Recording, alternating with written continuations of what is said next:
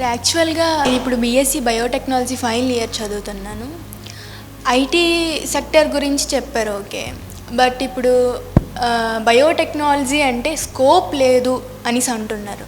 So మీరు వచ్చాక మన శ్రీకాకుళంలో కానీ ఆంధ్రాలో కానీ ఎలా దీన్ని డెవలప్ చేస్తారు?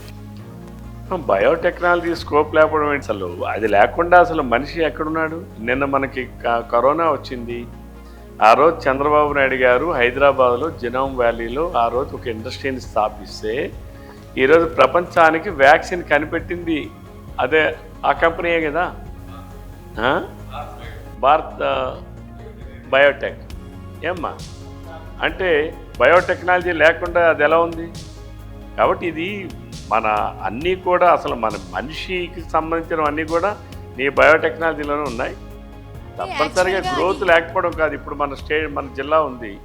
మన జిల్లాలో ఇప్పుడు మన పైడి భీమవరం రణస్థలం ఆ ఏరియాలో ఉన్నదంతా కూడా ఏమున్నాయి?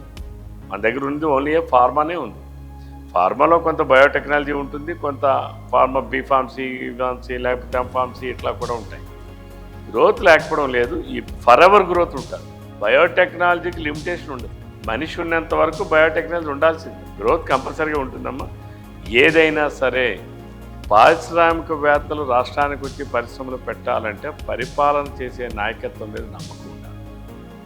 అది లేనప్పుడు పారిశ్రామికవేత్తలు రాదు. ఎందుకంటే పెట్టుబడి పెట్టాలి కదా వాళ్ళు వచ్చి. జగన్మోహన్ రెడ్డి గారు చేసిన పెద్ద నష్టం ఏంటంటే పెట్టుబడిదారీ వ్యవస్థను నాశనం చేశారు. ఒక కాంట్రాక్టర్ వచ్చి ఈరోజు ఈ రాష్ట్రంలో నేను పెట్టుబడి పెట్టి రోడ్డు వేస్తాననే పరిస్థితి లేదు.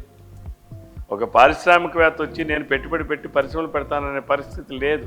ఇంకోటి ఎవడో వచ్చి నేను ఒక టూరిజంని ఎస్టాబ్లిష్ చేస్తాననేటటువంటి పరిస్థితి లేదు. ఒక రిక్రియేషన్ సెంటర్ని పెడతాననే పరిస్థితి లేదు. పెట్టుబడిదారీ వ్యవస్థనే పూర్తి నాశనం చేస్తుంది. పెట్టుబడి పెట్టేవాడు లేకపోతే ఉపాధి ఉండదు. ఇవన్నీ ఒకదానికి ఒకటి లింక్ ఇది.